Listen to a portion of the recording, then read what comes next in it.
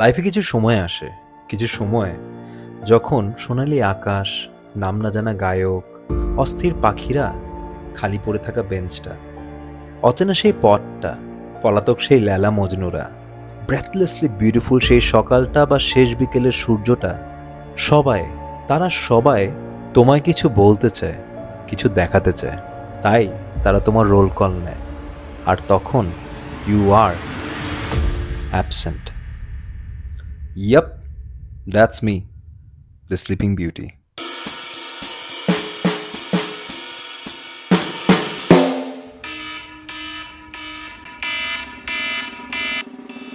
In fact স্বপ্ন দেখতেছিলাম, খুশিতে ঠেলায় ঘুরতেছি। এরকম স্বপ্ন দেখার কারণও আছে। সামনে 3 দিনের ছুটি, লং উইকেন্ড, আর তার সামনে কাজ।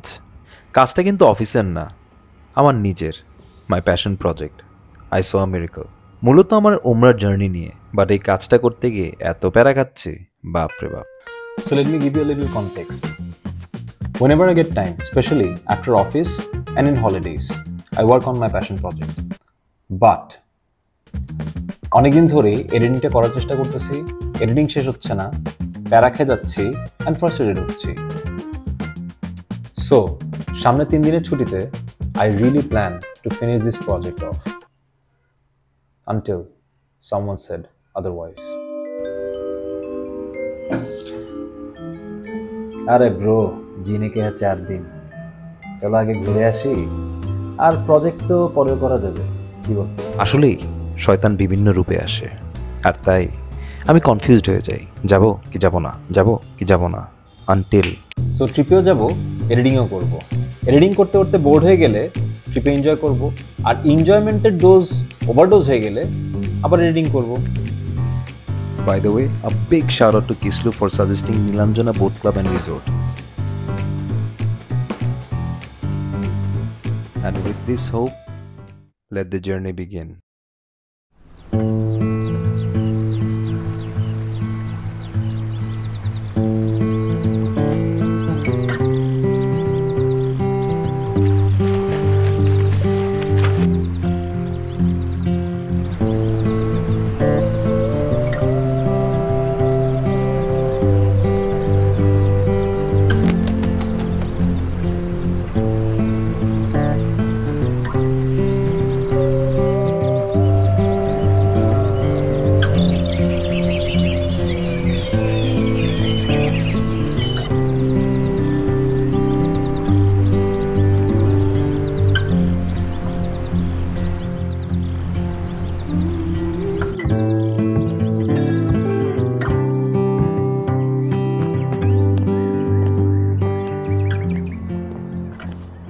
ওখানে পৌঁছানোর সাথে সাথেই হালকা একটা ব্যাড বাস খেয়ে গেলাম। রুম দিতে নাকি বেশ দেরি হবে। সো সময়টাকে বেটার ইউটিলাইজ করার জন্য আমরা বের হয়ে গেলাম রিসোর্টটাকে নিজেদের মতো করে ডিসকভার করতে।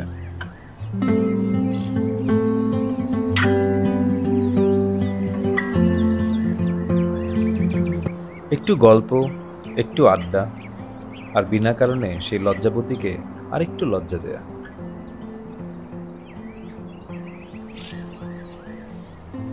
আর বাদশাহী নামদার পড়তে গিয়ে হারিয়ে যাই সেই হুমায়ুনের সাম্রাজ্যে। By the way, thanks to Manik ভাই for gifting me this book. And ঘোরাঘুরি করতে গিয়ে we stumble upon the most beautiful place of this resort.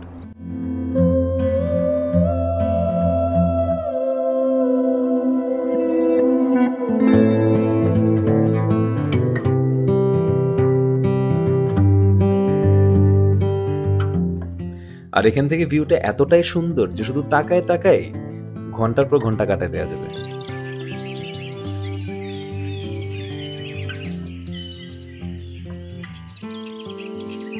আর ওইদিকে তাকায় দেখি মানিজা খুব সুন্দর করে প্ল্যাটফর্মের কর্নারে বসে ভিউ এনজয় করতেছে, কারণ নেটে বসার সাহস কুলাচ্ছে না। অবশ্য সাহস করে ট্রাই করছিল ঠিকই, বাট ব্যাপারটা আসলে বেশি দূর আগায় নেই। বাই দ্যাট টাইম আমাদের রুম ওয়াজ রেডি, বাট জায়গাটা ছাড়তেই ইচ্ছা করতেছিল না। Time was going very slow, and আর একটু স্লো হলে ভালো হতো। হঠাৎ করে চোখ পড়ল মেম সাহেবের দিকে। উনি কিন্তু ঠিকই সাহস করে ওনার গন্তব্যে পৌঁছে গেছে। কি মজার না, হালকা একটু সাহস করলে কমপ্লিটলি একটা ডিফারেন্ট পার্সপেক্টিভ পাওয়া যায়, নতুন একটা view. Wow, hashtag realization of life. ও ট্রিপ। একদিকে মেম সাহেব তার নতুন ভিউ এনজয় করতেছে, আর আরেকদিকে আমি চিন্তা করতেছি, দুশ্চিন্তা করতেছি, কখন এডিটিংটা ধরবো, কখন প্রজেক্ট শেষ হবে, আদৌ শেষ হবে নাকি, শত প্রশ্ন, কত অস্থিরতা। ঠিক ওই পাখিদের মতো, or probably the mind sees what it wants to see. তাই নিজের মাইন্ডকে নিজেই প্রশ্ন করলাম, do I want to C this? Probably not. তাই অস্থির পাখিদের বাদ দিয়ে অন্যদিকে তাকালাম, আর দেখলাম আজ আকাশটাও কি অস্থির সুন্দর। জানতে পারলাম আজ সন্ধ্যায় মেঘের রং ছিল সোনালি, আর বুঝলাম এমন প্যারাডাইসে থেকে প্যারা খাওয়াটা বড়ই বোকামি। যাই হোক, এভাবে দেখতে দেখতেই সন্ধ্যার আলো নিভে গেল। And the night comes alive with bhoot.com. I know, vacation, ভূতের গল্প, the combo is very weird, but it's my thing. And especially নির্জন নিস্তব্ধ শীতের রাত, ঝিঝি পোকার ডাক আর রাসেল ভাইয়ের ভয়েস, মানে একটা ভয়ঙ্কর combo for a beautiful horror story. হঠাৎ করে কানে গান ভেসে আসলো, মনে হলো মঞ্জুলিকার আত্মা জেগে উঠছে, আর গানকে ফলো করতে গিয়ে ওনার গানের ফলোয়ার হয়ে গেলাম। কেন হব না? ওনার গানের ভয়েস আর বিশেষ করে গানের selection simply amazing. I know it's not আপাতে, বাট গিটার হাতে মন মাতাতে রাত কাঁপাতে, he is the man of the hour, man of the show, mister I don't know. আমি ওনার নামটা জানতে পারতাম।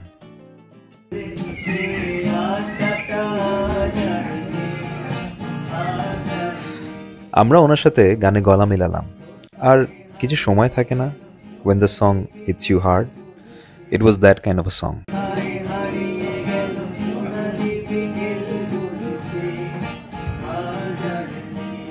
আসলে সোনালি বিকেলের কথা বলি বা আড্ডা, সময়টা হারিয়ে যাবে এটাই স্বাভাবিক, এটাই সময়ের ধর্ম, তা নিয়ে আফসোস করার কিছু নাই।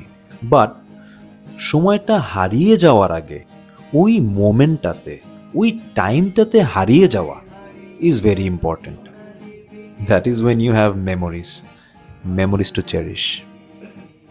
এই যে যেমন উনি কি সুন্দর কিছু স্মৃতি আমাদের উপহার দিলেন। হয়তোবা ওনার নামটা কখনই জানা হবে না, তবে আজ রাতের রূপকথার গল্পে উনি আজীবন রয়ে যাবে গল্পের গায়ক হিসেবে।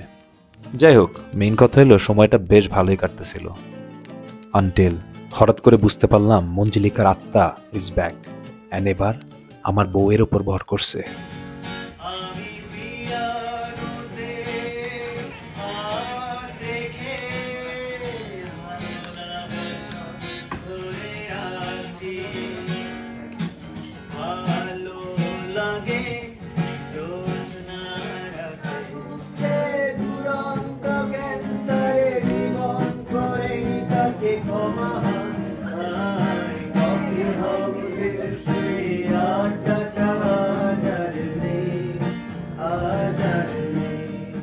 কফি হাউসের সেই আড্ডার সাথে সাথে রাতটাও শেষ হয়ে এলো না এডিটিং, ইনফ্যাক্ট ধরাও হয় নাই।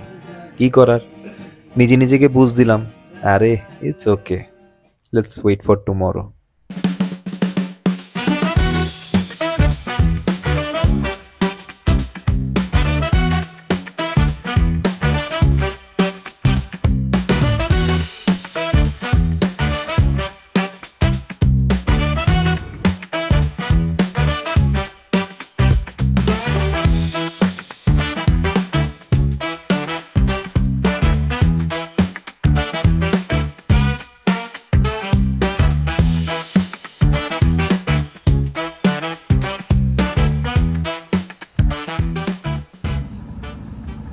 ওই দিনের ভাইবটাই বেশ আলাদা ছিল, আর ওইদিকে মানিজার ভাইব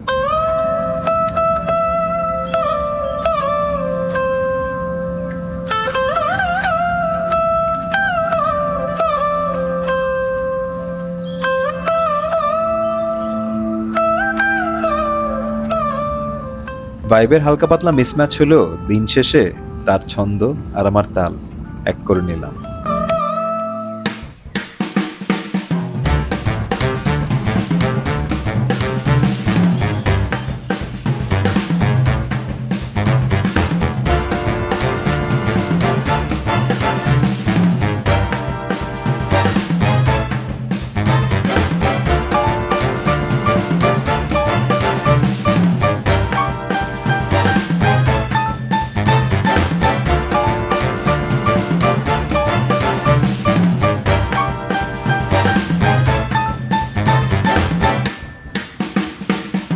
এভাবে চোখের পলকেই দ্বিতীয় দিন কেটে গেল।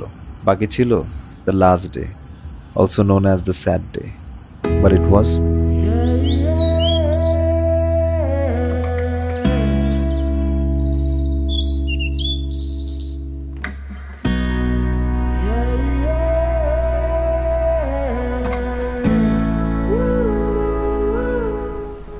আমরা আমাদের রিসোর্টটাকে শেষবারের মতো বাই বাই বলে রওনা দিয়ে দিলাম বোট নিয়ে, with little master as our tour guide.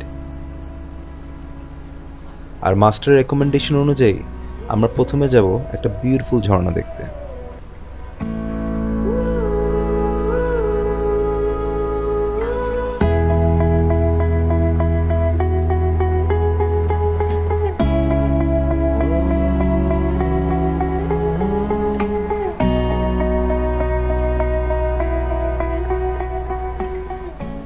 আর যাওয়ার আগে পেটটা ভরে নিলাম প্যাদা টিংটিংয়ে। Hands down the best food of the whole trip.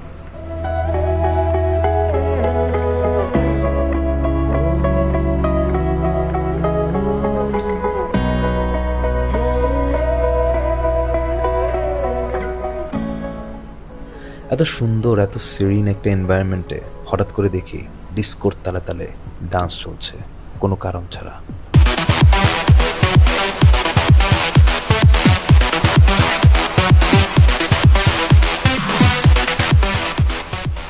অবশ্য আমাকেও কেউ ইনভাইট করতো এরকম একটা রেভ পার্টিতে, মানে ড্যান্স করে দেখাই দিতাম কিসমে কিতনা হে দাম। আমরা আমাদের ফার্স্ট ডেস্টিনেশনে ফাইনালি পৌঁছে গেছি, and the Jharna is pretty disappointing. মানে কোনোভাবে বা কোনো দিক দিয়ে মানতে পারতেছিলাম না এটা একটা ঝর্ণা। যদিও সামনে ছবি তোলার বেশ ভিড়, বাট জানি না, প্রবলি বেটার এক্সপেক্ট করছিলাম। হঠাৎ করে চোখে পড়লো একটা ছোট রাস্তা ঝর্ণার সাইড দিয়ে পাহাড়ের উপরে উঠে গেছে। সকল ঝর্ণাকে পিছে ফেলে আমরাও হাঁটা দিলাম সেই পথ ধরে, দেখি কি দেখা যায়, হোয়াট লাইজ অ্যাহেড। আর কিছু দূর হাঁটার পর our curiosity led us to this beauty. কি বিউটিফুল, কি ব্রেথলেস একটা ভিউ, মানে এটা বলে বোঝানো যাবে না। থাকে না সিনেমা হলের বেস্ট সিটে বসে পছন্দের মুভিটা মন ভরে দেখা, ইজ জাস্ট দ্যাট এই মুভির ডিরেক্টরটা ইজ ভেরি ডিফারেন্ট। কি মজার না, বাকেট লিস্টের নাম্বার 1 হওয়ার মতো একটা জায়গা, একটা স্পট, অথচ এটা বাকেট লিস্টে দূরের কথা, এটা আমাদের প্ল্যানেও ছিল না। আর ওই দিক দিয়ে মানিজা ডারকে আগে জিত হ্যাঁ প্রমাণ করতে নেমে গেছে। মানে পিছলাই পড়ে যেতে পারে, ব্যথা পাইতে পারে, কাপড় নষ্ট হয়ে যেতে পারে, ওটা নিয়ে তার কোনো টেনশন নেই, কোনো চিন্তা নাই, তার ওই ফুল লাগবেই লাগবে। আমি না বুঝলাম না, আমার মতো একটা সুন্দর ফুল থাকতে আর কি কোনো ফুল লাগে। যাই হোক, ওই ভিউ দেখতে দেখতে এটা নিয়ে একটু সেন্টি খাইলাম, আর এরপরে রওনা দিয়ে দিলাম আমাদের নেক্সট ডেস্টিনেশনে, আদিবাসী গ্রামে।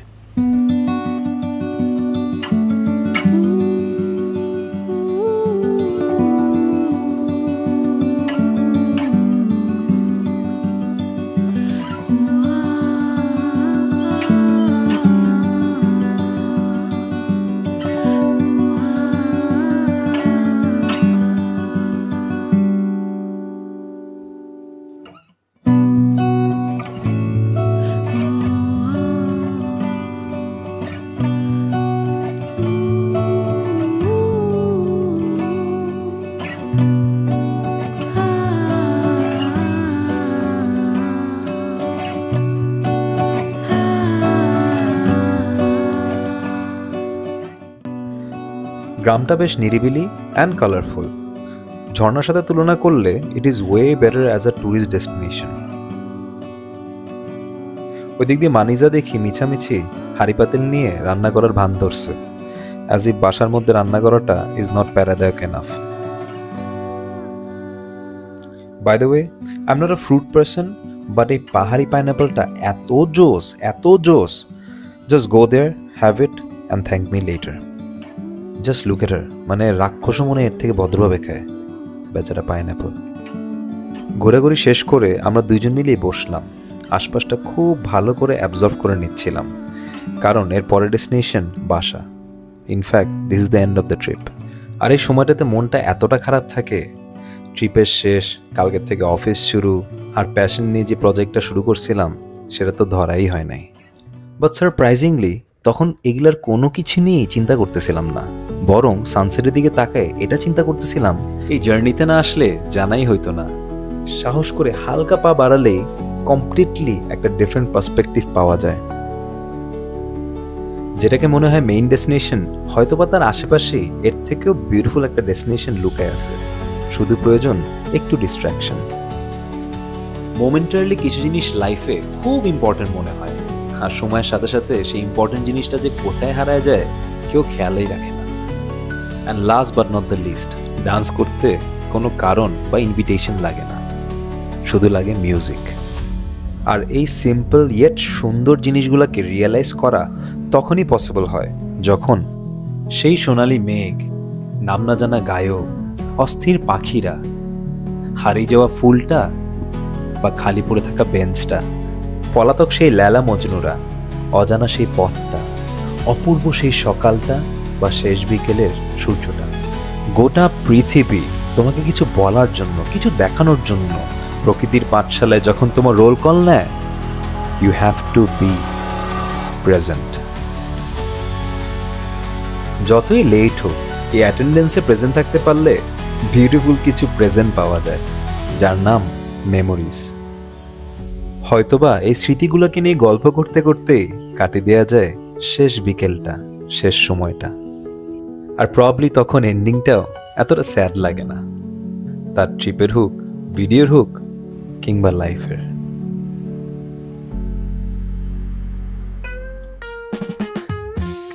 ট্রিপে গিয়ে ভিডিও এডিট করা তো দূরের কথা, ট্রিপের কিছু ভিডিও নিয়ে চলে আসে যেটা এডিট করা বাকি।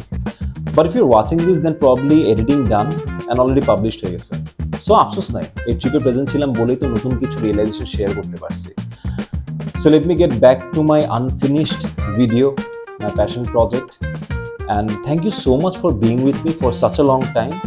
And if you really want to watch the next video, keep in touch.